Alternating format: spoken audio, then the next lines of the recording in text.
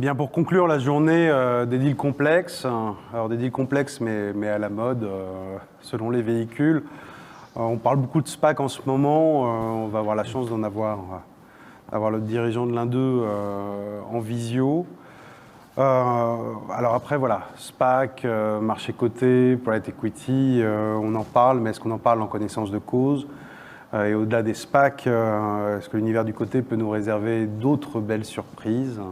Vous réservez au fond d'autres belles surprises. Alors pour nous en parler, je vais vous laisser vous présenter. Laurent Ben Saïd. Oui, bonjour. Moi, je suis associé au sein du cabinet King & Spalding et je dirige le corporate et le M&A de ce cabinet à Paris. Et moi, je suis Julien Vicario et je suis collaborateur dans l'équipe de Laurent Ben Saïd, également chez King & Spalding depuis quelques années. Un cabinet qui nous intéressera d'autant plus parce que vous êtes basé de part et d'autre de l'Atlantique. Absolument, c'est un cabinet américain dont le siège est à Atlanta, qui a de nombreux bureaux aux États-Unis, en Europe et en Asie, et qui est un des leaders américains sur la création et la cotation de SPAC, mais justement, je crois qu'on va en parler. Et donc, Benjamin, je vais vous laisser vous présenter. Alors, vous nous parlez, je crois, depuis Londres. Exactement, enfin depuis chez moi à Londres. Bonjour à tous.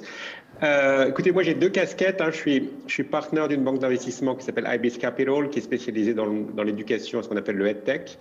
Et je suis aussi CEO et fondateur de EdTechX Holdings 2, qui est une SPAC cotée au Nasdaq, avec pour cœur d'investissement le secteur de l'éducation et ce qu'on appelle du Future of Work.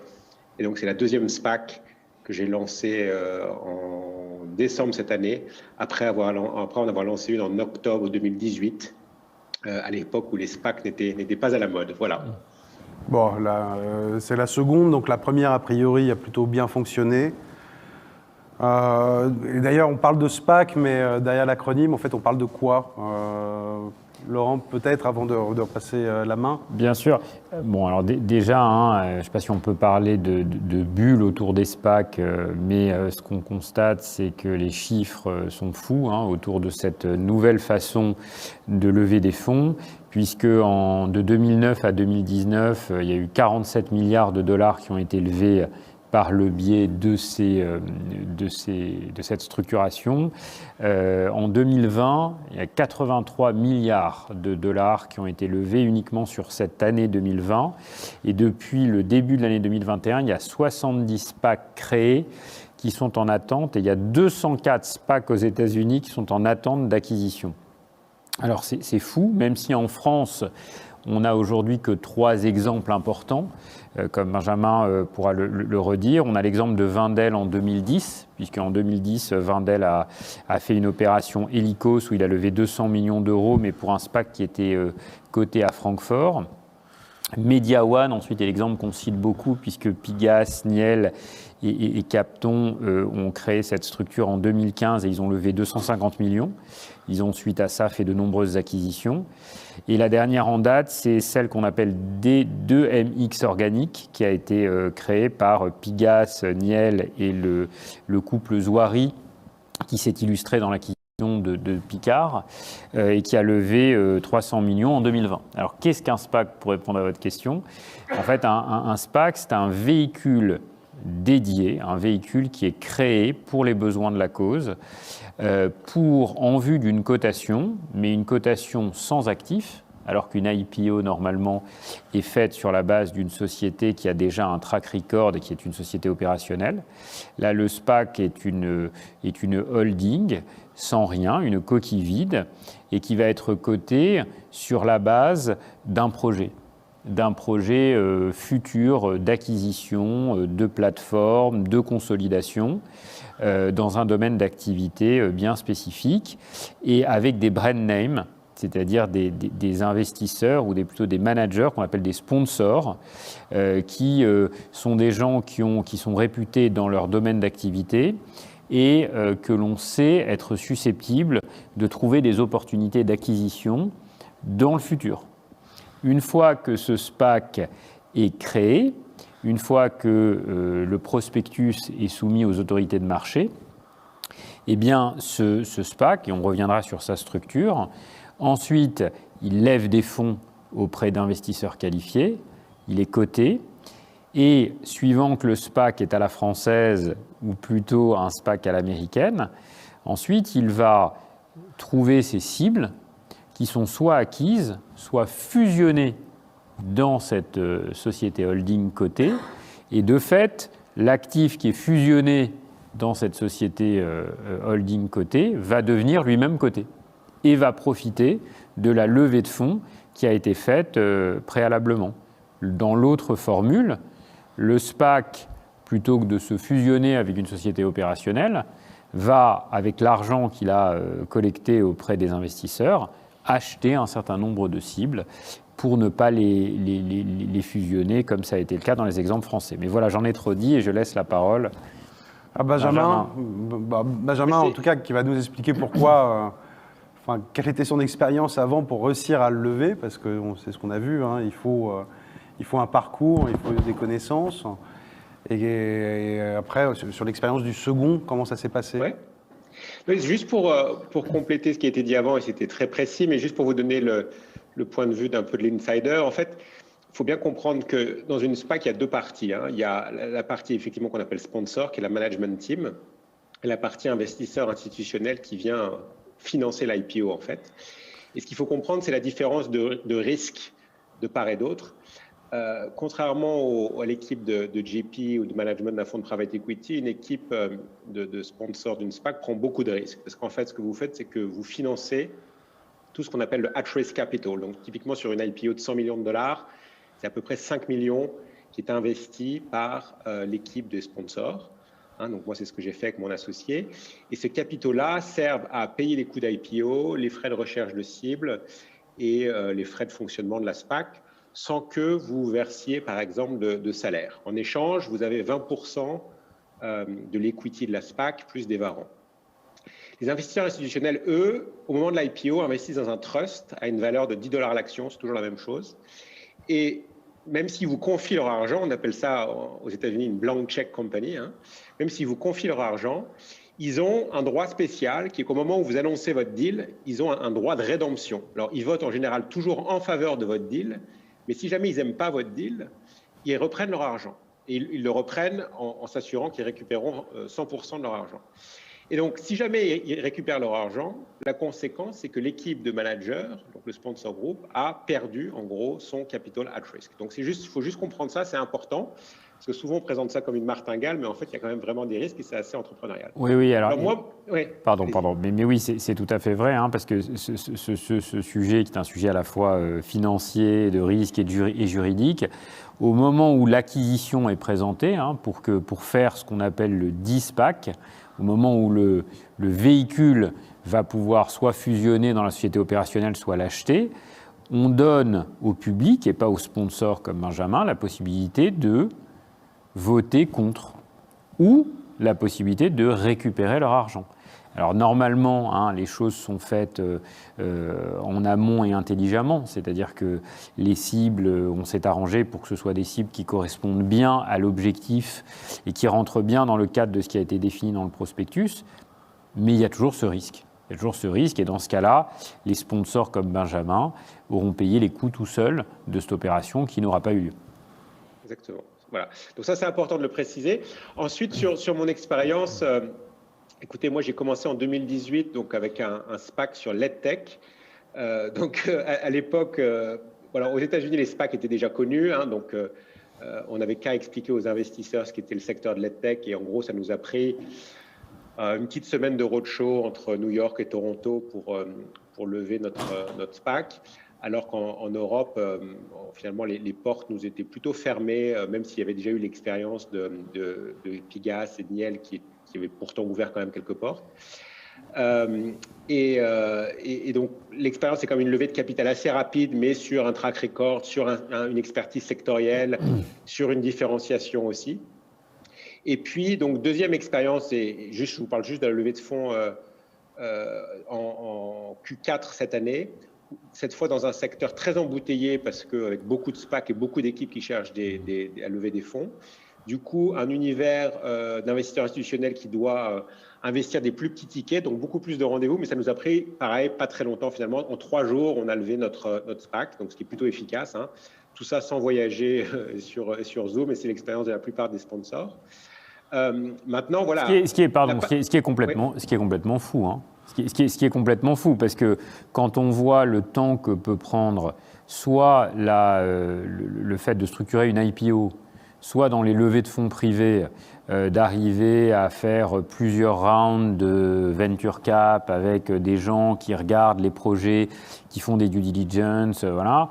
Là, on va vendre ce projet, cette levée, avec des contours qui restent quand même un peu flous quand on n'a pas encore les cibles entre les mains, hein, et des investisseurs font confiance en une petite semaine pour que le projet puisse être arrêté. Donc c'est pour ça qu'on parle de bulles, mais on parle aussi de temps qui sont le faire sur Zoom avec pas de cible précise, pas de management team précise. Hein, c'est quand même complètement... On a l'impression d'être un peu en 99 au moment de la bulle Internet, juste avant 2000. Hein.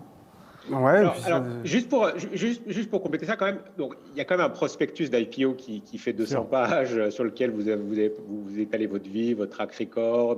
Bon, donc il y a quand même des due diligence là-dessus. Maintenant, c'est vrai qu'on n'a pas le droit de parler de cible. Donc, on peut parler que de critères d'investissement. On n'a pas le droit d'avoir un deal flow préétabli ou en tout cas des négociations qui sont avancées. Donc, ça, c'est très clair. Il y a quand même si la levée de fonds prend qu'une petite semaine, il y a quand même beaucoup de travail en amont pour préparer le prospectus, pour clearer la SEC. Donc le tout prend quand même à peu près 3-4 mois. Mais sur la partie de levée de fonds, d'interaction avec les investisseurs, c'est effectivement une petite semaine. Ce qui doit rendre fou énormément de gérants de fonds de private equity. Oui, qui pour lever à peu près la même somme sur le même secteur. On ne sait pas s'il faut comparer ça ou s'il faut faire une comparaison avec les fonds de private equity et les levées, parce que les levées de fonds de private equity, c'est sur des montants qui sont généralement encore plus importants. Enfin, ça dépend de la taille des fonds, mais aussi avec des investissements qui s'étalent dans la durée, alors que là, les durées sont quand même un peu plus courtes. Mais aussi, ça vient en concurrence avec les IPO classiques, hein. Et c'est surtout ça le parallèle qu'il faut faire. C'est est-ce que aujourd'hui, quand on est une société qui veut rentrer en bourse, on a intérêt à avoir le parcours pleine vanilla qui nous conduit à l'IPO avec les nombreux roadshows, avec les 3 années de compte, avec les prospectus très structurés sur son activité passée et future, ou est-ce qu'il vaut mieux pas trouver un SPAC et puis finir par fusionner avec le SPAC et en plus bénéficier de fonds qui sont déjà là, déjà levés, à condition d'avoir la bonne équipe de sponsors comme Benjamin, ça peut faire beaucoup de sens. Donc moi je dirais que là, ça vient plutôt en concurrence avec ces projets d'IPO, en tout cas quand on est côté société, côté émetteur. Peut-être que Julien, pour que les gens qui nous regardent une vision un petit peu plus précise, et désolé si ça devient un peu technique ou juridique, mais Julien, en essayant de vous simplifier les choses, va peut-être vous expliquer ces 2 catégories d'actions avant qu'on ait ce qu'on appelle le DISPAC, entre les sponsors et les investisseurs qu'évoquait Benjamin. Ouais, l'idée effectivement, c'est que c'est autour des sponsors que se crée le projet, puisque finalement ils vendent, comme l'expliquait Benjamin, leur CV, leur expérience et leur projet. Eux investissent souvent à une valeur beaucoup plus faible que celle du marché qui va investir donc à $10 aux États-Unis, à 10 € en France. Les valeurs ont été reprises de la même manière qu'aux États-Unis. On se rend compte que les pratiques européennes se sont calquées sur les pratiques américaines. Et donc, ça leur permet de souscrire à une première catégorie d'actions, qui sont souvent des actions de préférence A ou B, donc A pour les fondateurs, B pour le marché. Et les fondateurs, enfin ce qu'on appelle fondateurs ou sponsors ou managers selon les termes, vont souscrire à ces actions à une valeur souvent proche du nominal, et qui va leur permettre d'assumer tous les coûts dont parlait Benjamin, et en échange d'avoir à peu près 20% du capital. Et à contrario, le marché va lui souscrire via des units qui sont une unité qui porte une action et un BSA. Et c'est souvent avec 2 à 5 BSA, ça permet d'acquérir ensuite par la suite une action. Et donc, on a cette catégorie A pour les sponsors, la catégorie B pour le marché. Le marché représente à peu près souvent 80% du capital versus 20% pour le sponsor du SPAC et apporte à peu près 95 à 97% de l'argent que le SPAC va lever. Donc il y a un ratio effectivement qui est intéressant pour les sponsors s'ils réussissent, puisqu'ils peuvent être placés assez haut en capital en ayant apporté un peu moins. Mais à contrario, évidemment, ils prennent un risque, puisque le marché pourra demander le remboursement de ces actions, comme on l'a dit, au moment où l'acquisition a lieu et tout est transformé en actions ordinaires. Tout le monde devient égaux au capital. Et donc il y a un risque et un reward pour les sponsors s'ils arrivent à mener à bout le projet et ils sont suivis par le marché qui leur a permis de lever des fonds. Et évidemment, dans les actions des sponsors, avant que l'opération d'acquisition ne se fasse ou de fusion, ils ont des droits spécifiques, comme par exemple des droits liés à la nomination du conseil d'administration du SPAC et ce droit ensuite, quand les actions sont transformées en actions ordinaires, quand l'opération d'acquisition ou de fusion est faite, tout ça et toutes les cartes sont rebattues et le conseil d'administration est recomposé, souvent en intégrant d'ailleurs des membres de l'équipe de management ou de direction de la société rachetée ou fusionnée. Tout à fait, tout à fait. D'ailleurs, Benjamin, que ce soit le unit ou le Varan, les deux sont cotés de part et d'autre. Oui. Comment ça se passe pour les institutionnels? Alors, très techniquement, les institutionnels, ils achètent à l'IPO une unit qui inclut donc une action et un BSA. Et en tout cas, sur les SPAC américaines, au bout de 60 jours, je crois, je ne sais plus si c'est 45 ou 60, 60, oui. Cette unit est séparée. Et donc, vous avez sur chaque symbole, donc je vous donne les miens par exemple, c'est EDTX, hein, donc ça c'est l'action, et vous avez aussi un EDTXW pour le Varan, et les deux sont tradés. Et ce qui est intéressant, c'est que à ce stade-là, les investisseurs tradent. C'est-à-dire qu'en général, nous, notre Varan vaut par exemple 0,90, je crois, dollars, alors qu'il était gratuit. Donc les investisseurs qui ont acheté 10 dollars une unit sur notre IPO ont déjà eu un retour de 80 centimes grâce au Varan gratuit qu'ils peuvent vendre quand ils veulent. Voilà. Donc ça c'est la manière dont ça fonctionne. Il y a beaucoup de hedge funds qui participent à ce jeu-là parce qu'ils arrivent à générer des rentabilités. Donc ça, il faut comprendre aussi pourquoi il y a tant de liquidités qui investissent dans les SPAC. C'est parce qu'en général, vous avez une population de hedge funds qui vient se greffer sur ces IPO-là. Mais à partir du moment où vous annoncez un deal, et donc avant que le deal soit conclu, il y a une période, ce qu'on appelle de recyclage, où vos investisseurs dans l'IPO, en général, soit gardent le titre, soit le vendent à d'autres acteurs qui ont des visions un peu plus sectorielles ou qui sont ce qu'on appelle des investisseurs directionnels ou les long only aux États-Unis. Voilà, donc c'est un peu comme ça que ça marche. Pour revenir sur un effet de taille, vous concrètement, le deuxième SPAC, il fait quelle taille et ça vous permet de cibler quelle boîte? C'est très important ça, parce que beaucoup de personnes ne comprennent pas ça. Donc nous, notre SPAC fait 115 millions de dollars, donc on a fait une IPO de 100 millions de dollars et vous avez ce qu'on appelle un green shoe qui nous a permis de lever 115 millions. Et on cible, et ça beaucoup de gens ont de mal à le comprendre, des tailles d'entreprise en enterprise value entre 400 millions et 2 milliards. Et ça, c'est très important. Il faut toujours, quand vous lancez votre SPAC, sous-dimensionner votre SPAC par rapport à la taille de l'univers.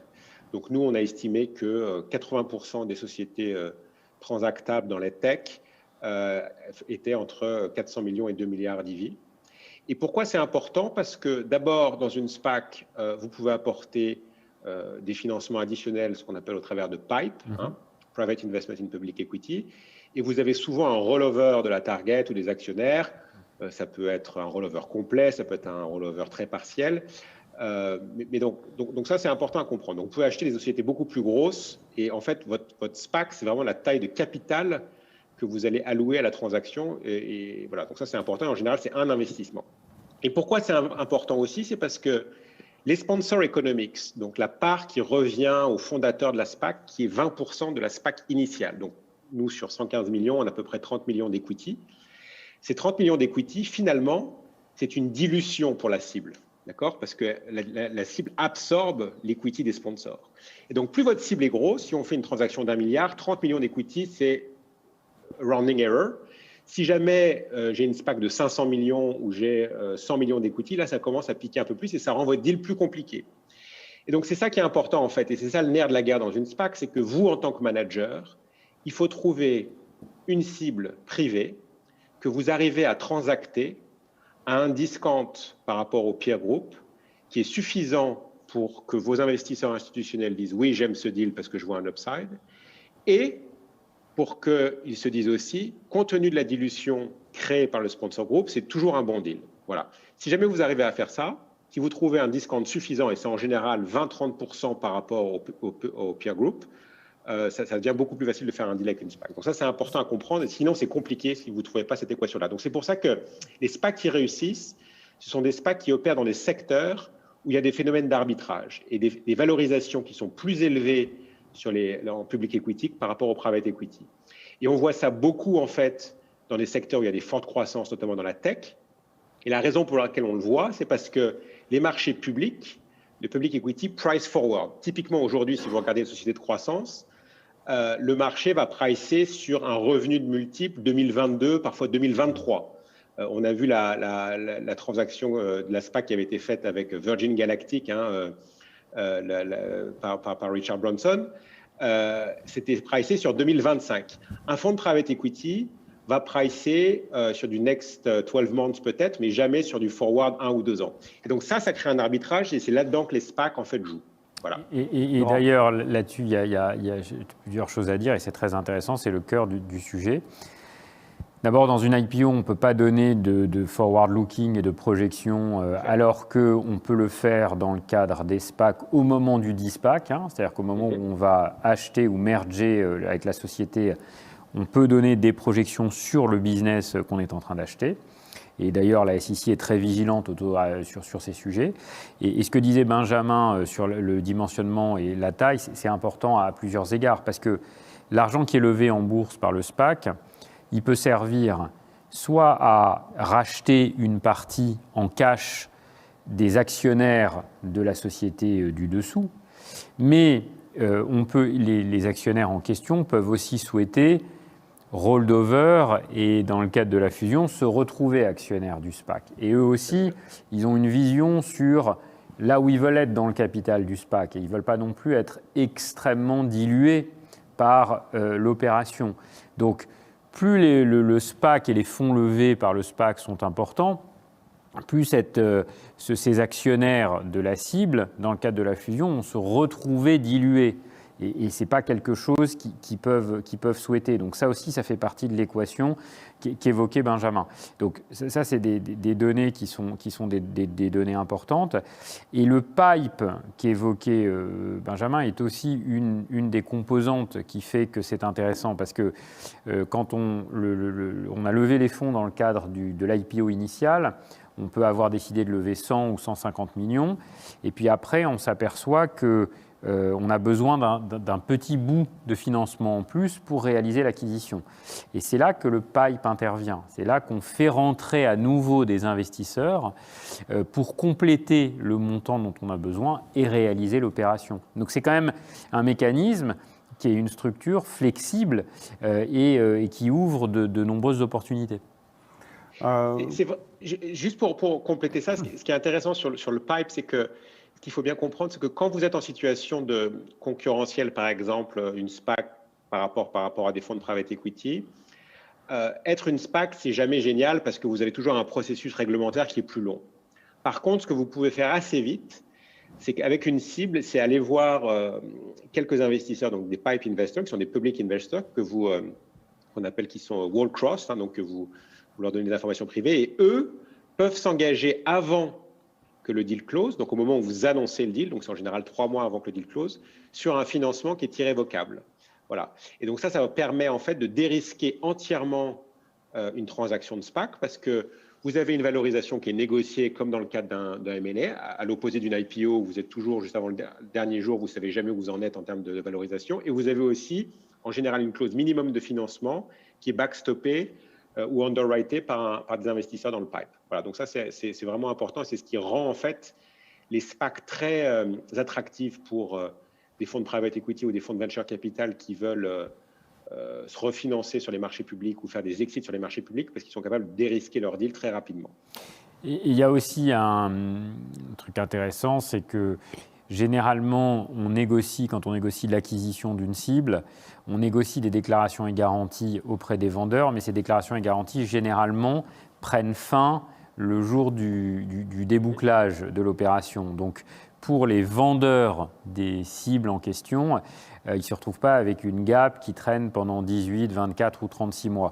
Ils donnent des déclarations et garanties qui couvrent, dans la plupart des cas, la période entre l'annonce de l'opération et son débouclage. Donc il y a des spécificités comme ça qui font que ce sont des structures très, très flexibles. Et là, concrètement, en fait, par rapport au private equity, si je me positionne là, c'est le SPAC, on est plutôt sur finalement un concurrent, un partenaire, une solution.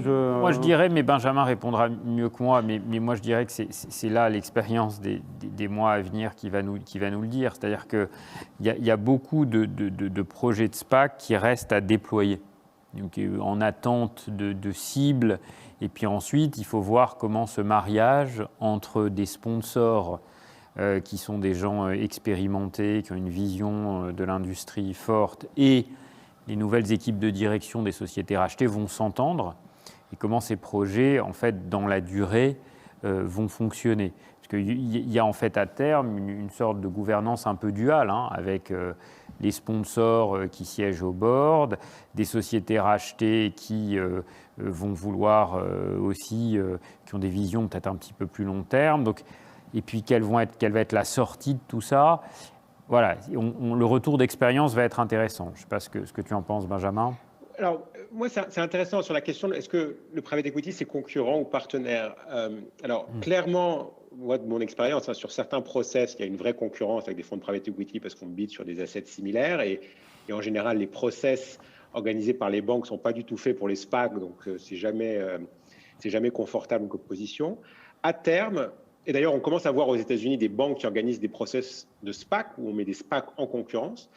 À terme, je pense qu'on va plutôt assister à un partenariat où les SPAC vont être vus comme des solutions de refinancement par les fonds, et c'est déjà un peu le cas aux États-Unis. Et puis fondamentalement, en fait, au moment de la vente ou du refinancement d'une entreprise, la question qu'il faut se poser, c'est est-ce que cette entreprise sera mieux valorisée sur un marché public ou sur un marché privé? Et en fait, le SPAC, c'est un peu l'inverse du tech private. C'est-à-dire que vous regardez le peer group, vous dites, voilà, il y a un effet d'arbitrage, compte tenu de la taille, de la performance, je pense qu'on sera capable de créer plus de valeur sur les marchés publics que sur les marchés dans le private equity. Donc là, vous listez, et c'est bien de le faire avec une SPAC. À l'inverse, et ça arrive dans mon secteur, je vous donne un exemple, l'éducation, EdTech, dès qu'il y a un bout de technologie, vous traitez à 7 fois les revenus 2022, c'est un no-brainer que c'est public equity qui est mieux. Vous prenez les actifs plus traditionnels qu'on appelle de higher education, donc d'université par exemple. Aux États-Unis, ça traite à 8 fois les l'EBITDA. Le private equity paie 14 pour ça. Donc vous avez deux exemples là dans le même secteur. Vous avez des actifs qui seront finalement mieux valorisés, mieux pricés dans le public equity et d'autres actifs dans un autre segment du marché qui seront mieux pricés et valorisés dans le private equity. Donc je pense que c'est un complément en fait.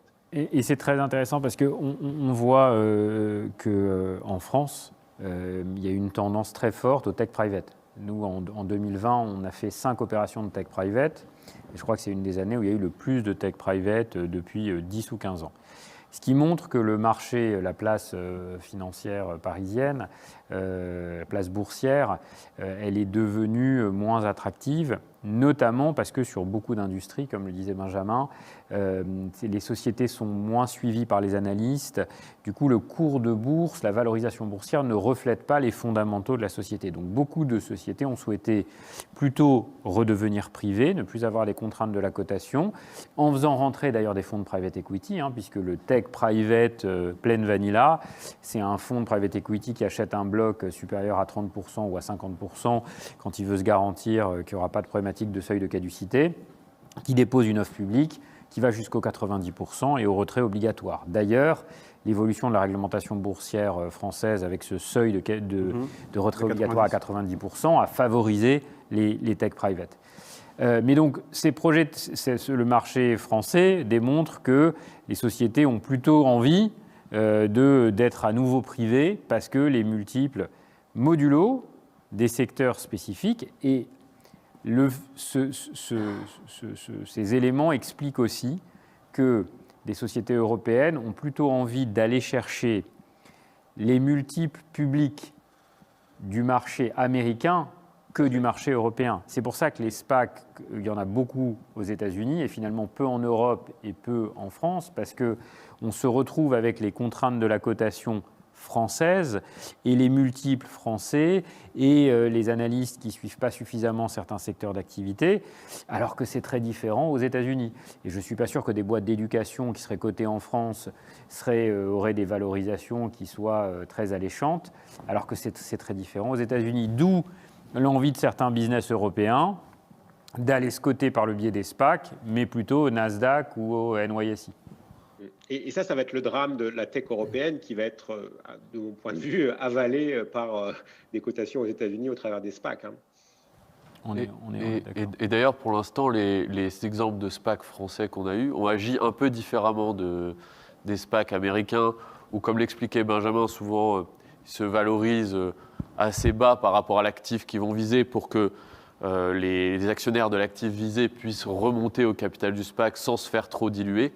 A contrario, les exemples qu'on a à travers MediaOne et 2MX ont été plutôt dans des schémas classiques où en fait ils ont levé une grosse somme et ils sont allés acquérir 100% du capital des cibles qu'ils visaient. Ils n'ont pas fait remonter les actionnaires et ils ont gardé le contrôle ils ont agi comme un conglomérat en fait. Un conglomérat qui allait chercher plusieurs actifs intéressants et qui en possédait 100%.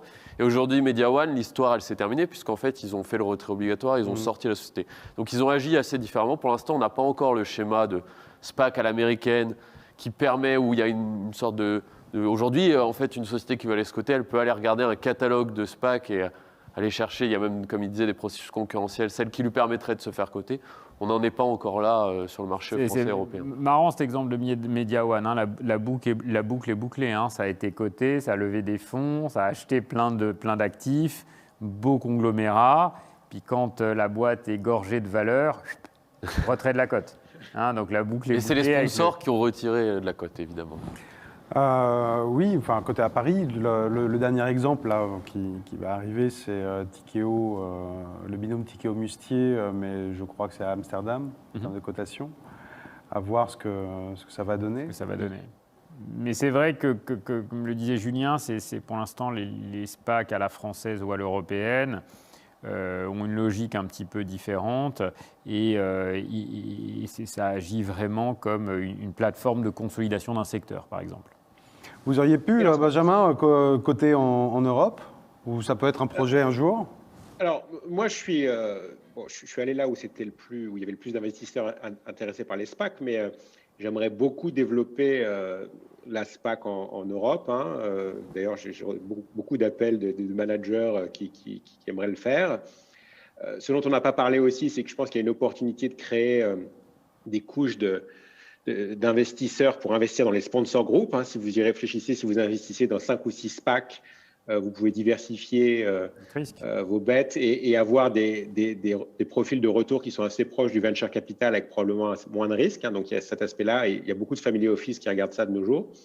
Donc, moi, je pense que oui, effectivement, les SPAC vont avoir un essor soit sur Euronext, à Londres aussi, il y a quand même beaucoup de mouvements. Mais ce qui manque, et je ne sais pas, je ne peux pas en parler, mais bien sur Euronext, mais je sais qu'à Londres, par exemple, un des problèmes, c'est que, et en Italie aussi, sur les SPAC italiennes, ce qu'on appelle le vote de l'actionnaire peut bloquer un deal. Voilà. Donc ça, c'est un problème parce que jusqu'à la fin du processus, vous ne savez pas si votre deal va être accepté. Aux États-Unis, même s'ils ont un droit de vote théorique, ils votent toujours en faveur du deal parce que à partir du moment où ils votent en faveur, ils ont le droit de récupérer leur argent. Ce sont deux choses qui sont dissociées. Et donc, si jamais ils n'aiment pas le deal, ils récupèrent leur argent, mais ils voteront toujours en faveur du deal et ils gardent leur varant. Donc, vous n'avez aucun risque d'exécution sur l'aspect shareholder vote, ce qui n'est pas le cas pour l'instant sur la SPAC anglaise et la SPAC italienne. Sur Euronext, je ne sais pas, vous avez peut-être un avis là-dessus, mais… Non, il y a encore, je pense qu'il y a encore la structure française de SPAC, elle peut être encore optimisée, justement en se servant de ces retours d'expérience à l'américaine et la pratique doit encore les façonner. moi, j'ai l'impression qu'en fait, la SPAC française, elle est quand même un petit peu plus convenue. C'est-à-dire que les investisseurs savent que en adhérant au projet, ils vont le suivre et ils vont laisser l'argent se déployer jusqu'à une éventuelle sortie. Mais c'est pour ça que je parlais des retours d'expérience, parce que les retours d'expérience américains vont nourrir sans doute l'inventivité des juristes français et les SPAC à la française. Et puis, il y a un autre cas dont on n'a pas parlé sur la logique de consolidation, c'est qu'avec un SPAC, vous pouvez simultanément transacter 2 ou 3 actifs. Alors, ce n'est pas facile, parce qu'il y a beaucoup de dépendances, mais on a vu des situations aux États-Unis, ça se voit assez souvent, où vous avez une SPAC qui rachète 2 actifs et qui crée un groupe, en fait, en une seule transaction. Donc ça, c'est assez intéressant. Notre bureau de New York a annoncé avant-hier une opération qui est exactement comme vient de le décrire Benjamin, où le même jour, on annonce l'IPO, la réalisation du PIPE et simultanément l'acquisition de 2 cibles, ce qui fait un deal qui est en fait un deal magique et gigantesque, parce qu'il se déploie sur plein d'aspects. Évidemment, ça implique qu'il y ait une quinzaine ou une vingtaine d'avocats qui travaillent sur le sujet, puisqu'il y a le volet acquisition, il y a le volet cotation, il y a le volet pipe, et ça fait des opérations très complètes. Ah oui. Oui. Et un temps extrêmement réduit. Et ça se gère sur le timing? Alors, ça se gère très en amont, et donc très en amont, comme on sait qu'il va y avoir plusieurs chantiers, ces chantiers sont évidemment anticipés. Alors, moi, je voulais ajouter deux, trois petites choses sur les contraintes de structuration pour les Européens. Il y a des contraintes fiscales pour les sociétés européennes qui vont vouloir construire ou profiter de SPAC à l'américaine. Donc, la pratique est en train de mettre en œuvre des structures intéressantes où on met une holding au-dessus de tout ça et on fait des fusions à l'envers. Donc, tout est en train, à la fois les financiers et les avocats sont très inventifs autour de ces structures. Et c'est intéressant parce que quand on la compare à une IPO classique, qui finalement, il n'y a pas beaucoup de sujets dans une IPO, peut-être le débouclage d'un management package, des éléments d'incentive sur le futur, et puis après une green shoe. Mais finalement, est-ce qu'on peut être si inventif que ça dans ce type de structure? Non. Il y a aussi un sujet qu'il faut aborder, c'est comment est-ce qu'on pourrait construire des management packages sur les SPAC pour l'équipe de management qu'on rachète et qui va se retrouver actionnaire du SPAC. Je crois qu'aussi pour pouvoir séduire certaines cibles, certains sponsors parfois acceptent de revoir un peu les termes économiques de leurs avantages et notamment parfois décident de renoncer à certains de leurs varants pour pouvoir favoriser les gens qui vont rentrer. Voilà, bref, il y a plein de sujets dont on pourrait discuter. Il y a un autre, c'est intéressant sur les varants ou les BSA, c'est aussi utilisé comme un mécanisme de levée de fonds après le de-SPACing. Nous, dans notre cas, donc il y avait des varants qui avaient été émis au moment de l'IPO et on a fait ce qu'on appelle un warrant reset. Donc, on a baissé en fait le prix d'exercice de nos varants une fois qu'on avait fait la transaction pour lever du cash. Et donc, ça permet de lever du cash comme ça sans émettre de nouvelles actions au travers d'investisseurs qui seront déjà, on va dire, exposés à la société, mais qui sont déjà warrant holders de la compagnie. Donc, voilà, c'est très inventif et très sophistiqué, une SPAC, et c'est ce qui la rend intéressante, en fait. Aujourd'hui, dans vos clients, dans les gens que vous accompagnez, on parlait tout à l'heure de retrait de code, de pipe. Le SPAC est appréhendé de quelle manière? Comment est-ce qu'ils le voient aujourd'hui? Le SPAC est en train d'être vulgarisé.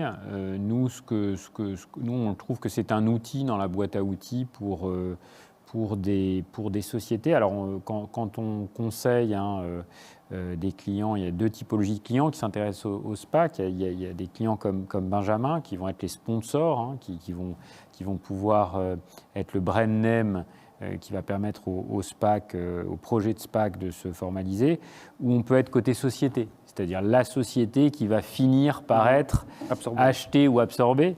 Et là, la société, en fait, aujourd'hui, eh bien, elle a le choix, suivant les domaines d'activité, entre plusieurs propositions de SPAC, parce que les SPAC sont déjà constitués, et elle peut se dire, je préfère telle équipe versus telle autre, ou telle équipe qui a déjà réalisé telles acquisitions, on va faire partie d'un projet plus global. Donc nous, les conseils sont évidemment différents suivant la typologie de clients. Nous, pour l'instant, les clients qui sont les plus intéressés, ce sont des clients, y compris des clients fonds de private equity, qui ont des participations qu'ils aimeraient amener aux États-Unis quand ces participations ont une grosse partie de leurs activités déjà outre-Atlantique. Ils réfléchissaient à un flip, ils réfléchissaient à essayer de la faire basculer avec un siège aux États-Unis, et voilà. Et ils se disaient, dans un deuxième temps, peut-être que j'amènerai cette société en bourse aux États-Unis. Ben là, en fait, le SPAC réunit un peu tout ça. Alors, si en plus on y ajoute le fait que la société du portefeuille du fonds a quelques projets de croissance externe et que ces projets de croissance externe peuvent être formalisés aux États-Unis, le SPAC, c'est peut-être justement la solution pour combiner tout ça en un temps resserré par rapport à un calendrier long d'IPO, d'acquisition avant, etc. Donc ça permet de faire le flip, parce que tout d'un coup, hop, on se retrouve aux États-Unis, on se retrouve coté, puis derrière, on a des fonds pour pouvoir, le cas échéant, aller faire ses emplettes. Donc aujourd'hui, ce n'est pas monnaie courante, parce que les fonds de private equity français, ils investissent en France dans des business qui sont souvent français ou européens. Mais il y en a certains qui ont ces projets en tête, et là, c'est sans doute le bon outil. C'est sans doute le bon outil. Là, Benjamin, quand vous avez comme ça une participation d'un fonds qui pourrait être dans ce schéma, vous reprenez toute la participation, enfin tout du fonds, ou vous lui demandez de rester un petit peu? Alors, c'est assez variable. Ça dépend des. En général, on demande quand même une participation. Excusez-moi. On demande quand même un rollover, mais qui est partiel. Et en général, il y a un lock-up qui est d'environ 6 mois. Et ensuite, le fonds peut sortir. Alors après, ça dépend de l'actionnariat. Mais vous avez aussi des situations où vous rachetez 100%. Et en général, c'est le management qui roll. Donc ça, c'est négociable en fait. Et c'est très flexible de ce point de vue-là, la SPAC. Ce n'est pas du tout limité dans l'IPO. En général, vous êtes limité à 20-30% de liquidité. Sur les SPAC, vous pouvez aller beaucoup plus loin. Ça peut être 100%. Et Benjamin, au bout de combien de temps les sponsors décident d'avoir de la liquidité et de la prendre après le timing du de-SPACing? Alors, quand vous signez sur l'IPO, vous dites on reste au minimum pendant 1 an, sauf si le cours va au-delà de $12, donc plus 20% d'upside. Et à ce moment-là, vous avez le droit de vendre jusqu'à 50% de votre equity. Donc ça, c'est la règle. Voilà. Après, chacun fait ce qu'il veut, mais c'est entre 6 mois et 1 an. Et est-ce qu'il y a des sponsors qui se committent dans le prospectus sur des durées plus longues pour montrer qu'ils veulent vraiment mener à bien ce projet de plateforme de consolidation dans certains secteurs, ou ce n'est pas usuel? Oui, alors ce n'est pas usuel, sauf que souvent ce qui se passe, c'est que l'équipe de sponsors reste au board de la société fusionnée, donc ce qui est par exemple notre cas. Donc moi avec mon associé, on est independent directors de l'entreprise mergée. Et donc, vous avez des contraintes en tant que directeur et actionnaire comme insider, vous ne pouvez pas sortir. Donc, ça aussi, c'est en général un signe de l'implication en fait, de l'équipe de management du SPAC dans la future société combinée. Alors, j'ai pas vu dans les prospectus, j'imagine que ça peut se faire, mais je ne vois pas pourquoi ils le feraient, parce que la tendance du marché, la market practice, c'est 6 à 12 mois. Donc, Absolument. Ouais. Puisque le thème de notre discussion, c'est autour des complexes deals, il y a beaucoup de deals complexes sur le marché français.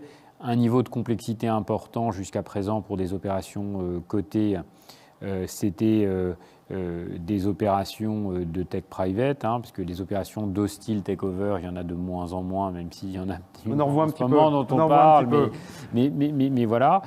C'est difficile de structurer un tech private quand on conseille un fonds de private equity parce qu'il y a beaucoup d'aspects à gérer, notamment le fonds de private equity vient avec ses réflexes de private equity et veut notamment structurer un management package pour le management. Nous, notre travail, c'est de rendre ce management package compatible avec les principes de l'AMF, et notamment le respect de l'égalité de traitement entre les actionnaires pour ne pas déporter de la valeur vers l'équipe de management actionnaire qui vont réinvestir dans la holding de reprise. Donc ça, c'était des opérations complexes, puisqu'il fallait avoir c'est un LBO à structurer sur une société cotée, et c'est à la frontière des métiers du private equity et du monde du public M&A, plus un financement structuré, etc. Mais je crois qu'en fait, les SPAC ont battu un peu tout ça, puisque comme on a essayé de vous l'expliquer, ça réunit beaucoup d'aspects, en ce compris des aspects de croissance externe. On n'a pas parlé des aspects de financement parce que parfois on rajoute de la dette aussi. Bien sûr, rajoute, pour avoir le levier suffisant au moment des acquisitions, il y a un financement structuré aussi qui peut être consenti par un syndicat bancaire.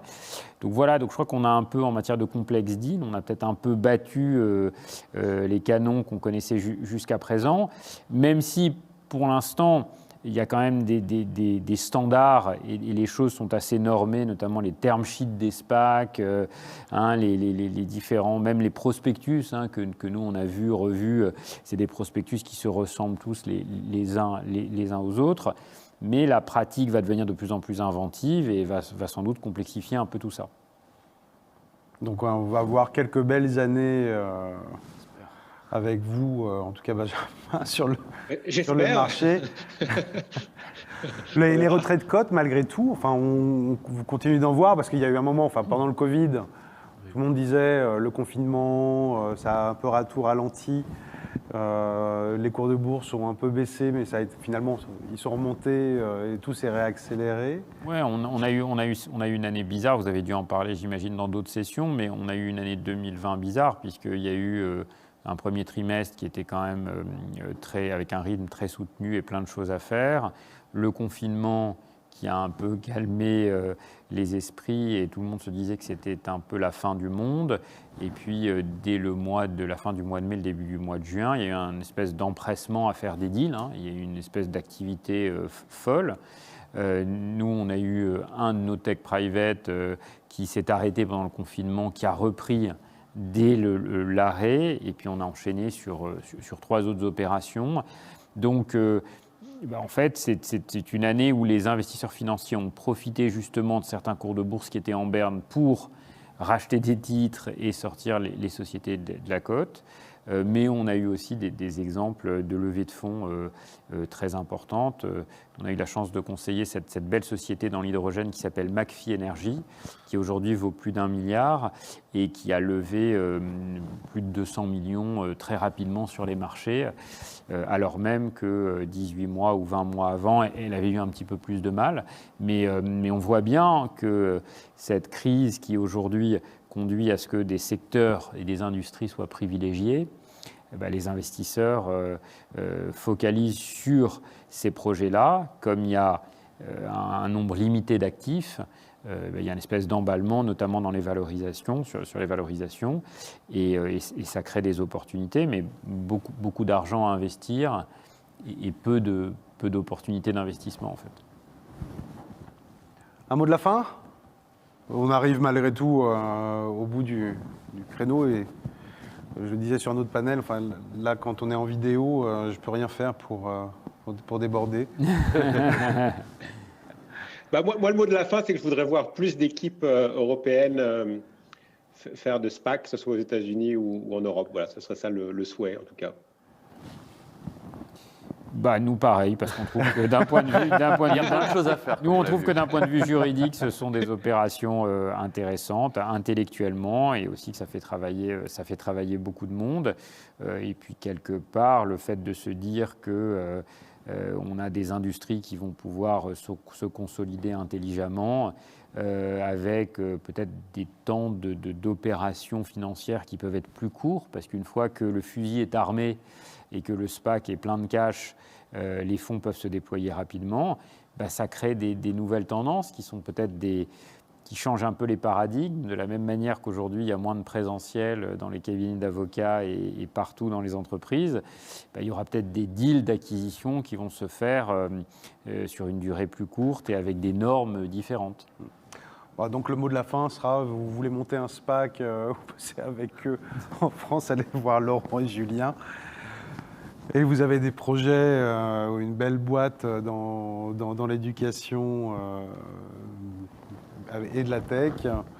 Bon, allez voir Benjamin. En tout cas, ça lui fera plaisir, surtout si vous n'allez pas voir de fonds de private equity à côté qui vous donneront leurs multiples. Merci à vous trois. Panel très intéressant. Merci. La journée se clôt. Merci. Merci beaucoup. Au revoir. Au revoir. Au revoir.